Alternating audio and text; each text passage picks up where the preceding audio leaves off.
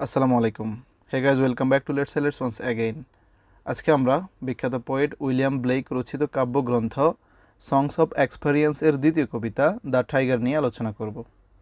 The tiger এটি হচ্ছে মূলত উইলিয়াম ব্লেকের প্রথম কাব্যগ্রন্থ। সংস অফ ইনোসেন্স একটি কবিতা রয়েছে যেটির নাম হচ্ছে দ্য ল্যাম্প। ওই দ্য ল্যাম্প কবিতাটির কন্ট্রাস্ট বা বিপরীত হচ্ছে এই কবিতাটি। অর্থাৎ আমরা সংস অফ ইনোসেন্সের একটি কবিতা দ্য ল্যাম্প এ দেখেছি যে উইলিয়াম ব্লেক সেখানে মূলত রিলিজন, ইনোসেন্স, গড অর্থাৎ ভদ্রতা, ধর্ম এবং বিশেষ করে সৃষ্টিকর্তার যে ভালো গুণগুলো রয়েছে, সৃষ্টিকর্তার যে কোমল দিকগুলো রয়েছে, ক্ষমার যে গুণগুলো রয়েছে, সেগুলোকে আলোকপাত করার চেষ্টা করেছিলেন। আর এই কবিতা দ্য টাইগারে আমরা দেখব যে তিনি মূলত সৃষ্টিকর্তার যেই ভয়াবহ এবং ভয়ঙ্কর যে রূপগুলো রয়েছে, সৃষ্টিকর্তার যে কঠোর গুণগুলো রয়েছে, সেগুলোকে তুলে ধরার চেষ্টা করেছেন।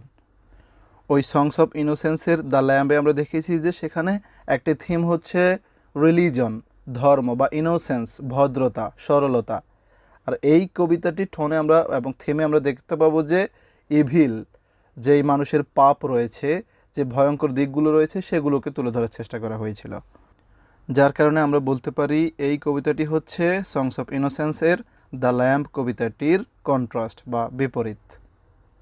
যাই হোক, কবিতাটির ইন্ট্রোডাকশন হলো, the tiger is an illustrated poem written by William Blake. It was published in 1794 in a collection of poems written by William Blake called Songs of Experience. এই কবিতাটি হচ্ছে উইলিয়াম ব্লেকের একটি কাব্যগ্রন্থ সংস অফ এক্সপেরিয়েন্সের একটি কবিতা, যেটি 1794 সালে প্রকাশিত হয়েছিল। যাই হোক, এবার আসি মূল কবিতায়। এই কবিতাটিতে টোটাল 6টি স্টাঞ্জা রয়েছে এবং প্রতিটি স্টাঞ্জায় 4টি করে ভার্স বা লাইন রয়েছে। প্রথমে তিনি বলেছিলেন, tiger tiger burning bright in the forests of the night, what immortal hand or eye could frame thy fearful symmetry. Tiger tiger, বাঘ বাঘ, বার্নিং ব্রাইট, জ্বলন্ত উজ্জ্বল, in the forest of the night, রাতের জঙ্গলে অথবা বনের ভেতরে। What immortal hand or eye, কোন অবিনশ্বর হাত অথবা চোখ, ইমোর্টাল মানে হচ্ছে অবিনশ্বর, কোন অবিনশ্বর হাত অথবা চোখ, কুড পেরেছিল, ফ্রেম দাই ফিয়ারফুল সিমেট্রি, তোমার এই ভয়ঙ্কর শরীরটাকে তৈরি করতে। অর্থাৎ এই স্টাঞ্জাটিতে প্রথমে বাঘের ইন্ট্রোডাকশন করা হয়েছে এবং তারপর তাকে একটা প্রশ্ন তুলে দেওয়া হয়েছে যে রাতের জঙ্গলের অথবা বনের ভেতরের জ্বলন্ত উজ্জ্বল বাঘ, কোন অবিনশ্বর হাত অথবা চোখ তোমার এই ভয়ঙ্কর শরীরটাকে তৈরি করেছে, তুমি কি জানো? এরপর দ্বিতীয় স্টাঞ্জা তিনি বলেছেন, in what distant deeps or skies burnt the fire of thine eyes, on what wings dare he aspire, what the hand dare seize the fire. In what distant deeps or skies, মাটির কতটা গভীরে অথবা আকাশের কতটা উচ্চতায়, burnt the fire of thine eyes, তোমার চোখের যে জ্বলন্ত আগুন সেটাকে জ্বালানো হয়েছিল। অর্থাৎ তাকে প্রশ্ন করা হয়েছে যে তোমার চোখের যে জ্বলন্ত আগুন সেটাকে মাটির কতটা গভীরে অথবা আকাশের কতটা উচ্চতায় জ্বালিয়ে এত পাওয়ার দেওয়া হয়েছিল। On what wings dare he aspire, on what wings কোন পাখা বা বহনকারী, ডেয়ার সাহস করেছিল, হি অ্যাসপায়ার তোমার এই আগুনটাকে ধরতে। অর্থাৎ কোন পাখা বা বহনকারী সাহস করেছিল তোমার এই আগুনটাকে ধরতে বা বহন করতে। হোয়াট দ্য হ্যান্ড কোন সেই হাত, ডেয়ার সিজ দ্য ফায়ার তোমার এই চোখের আগুনকে ধরে দিয়েছে। অর্থাৎ এই আগুনকে ধরে তোমার চোখের মধ্যে দিয়েছে, কোন সেই হাত। অর্থাৎ এই স্টাঞ্জায় একটি বাঘের যেই চোখের মধ্যে যে জ্বলন্ত পাওয়ার রয়েছে, শক্তি রয়েছে, সেটার বর্ণনা দেওয়া হয়েছে। বলা হয়েছে যে তোমার চোখের এই জ্বলন্ত আগুনকে কোথায় জ্বালানো হয়েছিল, মাটির কতটা গভীরে অথবা আকাশের কতটা উচ্চতায়, এবং কোন সেই পাখা বা কোন সেই বহনকারী যে সাহস করেছিল তোমার এই আগুনটাকে ধরতে, এবং কোন সেই হাত সেই আগুনটাকে তোমার চোখের মধ্যে এনে দিয়েছিল। এবং তৃতীয় স্টাঞ্জায় বলা হয়েছে, And what shoulder and what art could twist the sinews of thy heart? And when thy heart began to beat, what dread hand and what dread feet? And what shoulder, কোন সেই কাঁধ, and what art, এবং কোন সেই কৌশল, could twist, চাপ দিতে পেরেছিল, টুইস্ট মানে হচ্ছে চাপ দেওয়া, could twist, চাপ দিতে পেরেছিল, the sinews of thy heart, তোমার হার্টের এই পেশিতন্ত্রকে বহন করতে। অর্থাৎ এখানে বলা হয়েছে কোন কাঁধ বা কোন কৌশল সাহস করেছিল তোমার হার্টের এই পেশিতন্ত্রকে বহন করতে। অ্যান্ড এবং when thy heart began to beat, যখন এই হার্ট অর্থাৎ তোমার হার্ট began to beat, কম্পন করতে শুরু করেছিল, what dread hand and what dread feet, কোন হাত এটাকে ধরে রেখেছিল এবং কোন পা এটাকে বহন করতে পেরেছিল। অর্থাৎ এই তৃতীয় স্ট্যান্জায় মূলত সেই বাঘটির পেশিতন্ত্র এবং যে হার্ট রয়েছে সেটার বর্ণনা দেওয়া হয়েছে, যে কোন কাঁধ বা কোন কৌশল তোমার হার্টের এই পেশিতন্ত্রকে বহন করতে সক্ষম হয়েছিল, এবং যখন তোমার এই হার্টটি কম্পন করা শুরু করেছিল সেই সময় কোন হাত বা কোন পা তোমার এই প্রকম্পিত হার্টকে ধরে রাখতে পেরেছিল। একটু খেয়াল করে দেখো, প্রথম স্ট্যান্জায় মূলত তার যে জ্বলন্ত উজ্জ্বল যে কোয়ালিটি, বনের যে রাজা, সেটার বর্ণনা দেওয়া হয়েছে।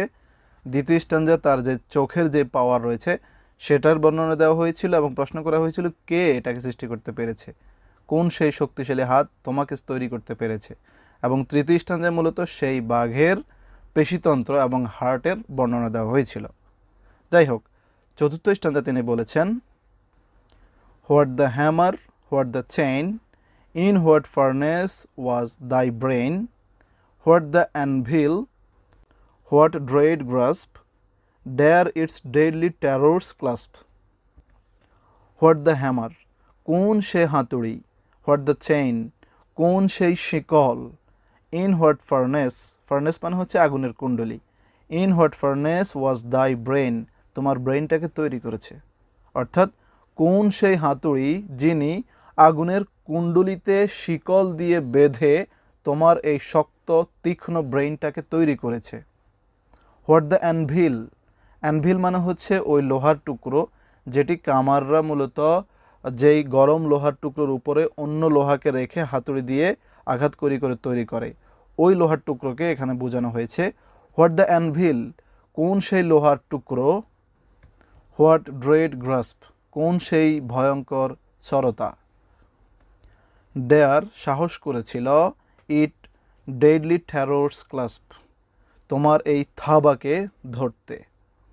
অর্থাৎ এই স্ট্যান্জে বলা হয়েছে যে কোন সেই হাতুড়ি যিনি আগুনের কুণ্ডুলির মধ্যে চেইন দিয়ে বেঁধে তোমার এই শক্ত তীক্ষ্ণ ব্রেইনটাকে তৈরি করেছে, এবং কোন সেই লোহা যেটিকে ছড়তার মাধ্যমে আঘাত করে করে তৈরি করা হয়েছিল এবং সেটাকে তৈরি করা হয়েছিল যেটা তোমার এই থাবাকে ধরতে পারে। এর পরের স্ট্যান্জে বলা হয়েছে, when the stars threw down their spears and watered heaven with their tears, did he smile his work to see? Did he who made the lamp make thee? এখানে একটা সুন্দর স্ট্যান্জা রয়েছে, বলা হয়েছে when the stars, যখন তারাগুলো threw down, নিচে নিক্ষেপ করেছিল, their spears, তাদের অগ্নিস্ফুলিঙ্গ, and watered heaven with their tears, এবং পৃথিবীটাকে যেমন তাদের কান্নায় ভাসিয়ে দিয়েছিল। অর্থাৎ এখানে বৃষ্টি এবং সমুদ্রের পানির কথা বলা হয়েছে, যে পৃথিবীটাকে যেমন তাদের কান্নায় ভাসিয়ে দিয়েছিল। Did he smile his work to see, তিনি মানে সৃষ্টিকর্তা যিনি এই বাঘকে তৈরি করেছেন, তিনি কি তা দেখে হেসেছিলেন? ডিড হি, তিনি কি সে, who made the lamb make thee, যিনি মূলত ওই ম্যাশ শাবককে তৈরি করেছে। অর্থাৎ এই স্ট্যান্জার শেষের লাইনে আমরা এই সকল প্রশ্নের উত্তর পেয়ে যাই, যেখানে তিনি বলেছেন তিনি কি সেই ক্রিয়েটর, তিনি কি সেই সৃষ্টিকর্তা যিনি ল্যাম্পকে সৃষ্টি করেছেন। অর্থাৎ কবি এখানে নিজেই অবাক হয়ে যান এটা ভেবে যে যেই সৃষ্টিকর্তা একটি নম্র, ভদ্র, সরল মেষ শাবককে তৈরি করতে পেরেছেন। সেই সৃষ্টিকর্তা কিভাবে এত কঠোর, তীক্ষ্ণ, পাওয়ারফুল বাঘকেও তৈরি করতে পারেন, সৃষ্টি করতে পারেন, এটা ভেবে তিনি অবাক হয়ে যান যে একটি সৃষ্টিকর্তার দুই রূপ কিভাবে হতে পারে। যেই সৃষ্টিকর্তা নম্র, ভদ্র, সরল একটি মেষশাবককে তৈরি করতে পেরেছে, সেই সৃষ্টিকর্তা কিভাবে এত ভয়ঙ্কর একটি প্রাণীকেও সৃষ্টি করতে পারে। মূলত এই লাইনটির মাধ্যমে সৃষ্টিকর্তার দুটি গুণকে তুলে ধরা হয়েছিল। সেটা হচ্ছে, সৃষ্টিকর্তার প্রথম গুণ হচ্ছে তিনি অনেক ইনোসেন্স, ভদ্র, নম্র এবং তিনি বিশেষ করে তার একটি ক্ষমার মহৎ গুণ রয়েছে। দ্বিতীয় হচ্ছে তিনি খুবই কঠোর, যিনি যতটা করুণাময় ঠিক ততটা শাস্তি দেওয়ার ক্ষেত্রেও কঠোর। যাই হোক, এর পরের স্ট্যান্জা হচ্ছে, tiger tiger burning bright in the forest of the night, what immortal hand or eye could frame thy fearful symmetry. বনের ভেতরের রাত্রির জঙ্গলের জ্বলন্ত উজ্জ্বল বাঘ, কোন অভিনশ্বর হাত বা চোখ তোমার এই ভয়ঙ্কর শরীরটাকে তৈরি করেছে। এভাবেই মূলত কবিতাটি শেষ হয়। এবার যদি আমরা সংক্ষেপে বাংলা অনুবাদ ব্যাখ্যা করি, তাহলে দেখা যাচ্ছে যে প্রথমে তিনি মূলত বাঘের বর্ণনা দিচ্ছেন যে বনের রাজা বাঘ, যেটা জ্বলন্ত উজ্জ্বল, তোমাকে কোন সেই শক্তিমত্তা যিনি তোমাকে তৈরি করেছেন, যিনি তোমাকে সৃষ্টি করতে পেরেছেন, মাটির কতটা গভীরে অথবা আকাশের কতটা উচ্চতায় তোমার চোখের যে জ্বলন্ত আগুন সেটাকে জ্বালানো হয়েছিল, এবং কোন সেই বহনকারী বা সৃষ্টিকর্তা যিনি সাহস করেছিল ওই আগুনটাকে ধরতে এবং সেই আগুনটাকে ধরে এনে তোমার চোখের মধ্যে বসিয়ে দিতে, এবং কোন সে মহান শক্তিমত্তা, কোন সে মহান সৃষ্টিকর্তা যিনি তোমার হার্টের এই পেশিতন্ত্রকে বহন করতে সাহস করেছিলেন, এবং কোন সেই হাতুড়ি যিনি আগুনের কুণ্ডলিতে চেইন দিয়ে বেঁধে তোমার এই তীক্ষ্ণ মেধাকে তৈরি করেছে। তিনি কি সেই সৃষ্টিকর্তা যিনি ওই মেষ শাবককে তৈরি করেছে। এই হচ্ছে মূলত এই কবিতাটির বাংলা সামারি।